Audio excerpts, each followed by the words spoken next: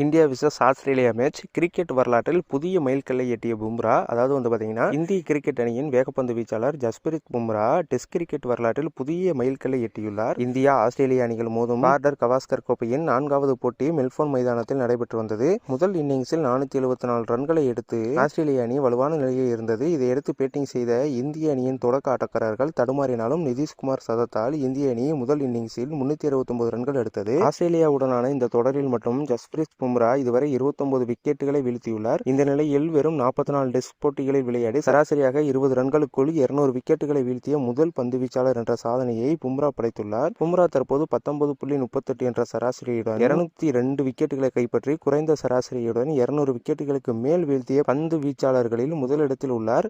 அவருக்கு அடுத்து மேற்கிந்திய தீவுகளின் ஜாம்பவான்களான மால்கம் மார்ஷல் 20.94 சராசரியில் 376 விக்கெட்டுகள், ஜோயல் கார்னர் 20.97 சராசரியுடன் 259 விக்கெட்டுகள் மற்றும் கர்ட்லி ஆம்ப்ரோஸ் 20.99 சராசரியில் 405 விக்கெட்டுகள் ஆகியோர் உள்ளனர். டிராவிஸ் ஹெட்டை ஆட்டமிழக்கச் செய்ததன் மூலம் பும்ரா தனது 200வது விக்கெட்டை பதிவு செய்தார். அதே ஓவரில் மிச்சர் மார்ஷையும் அவர் வெளியேற்றினார்.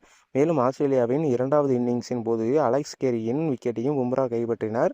இந்த சாதனையின் மூலம் கபில் தேவின் சாதனையை பும்ரா முறியடித்துள்ளார். கபில் தேவ் 50 டெஸ்ட் போட்டிகளில் 200 விக்கெட்டுகளை வீழ்த்திய நிலையில் பும்ரா வெறும் 44 போட்டிகளில் இந்த சாதனையை நிகழ்த்தியுள்ளார். இந்திய அளவில் ரவிச்சந்திரன் அஸ்வின் 37 போட்டிகளில் 200 விக்கெட்டுகளை வீழ்த்திய முதலிடத்தில் உள்ளார். உலக டெஸ்ட் சாம்பியன் போட்டிகளிலும் பும்ரா சிறப்பான ஆட்டத்தை வெளிப்படுத்தி வருகிறார்.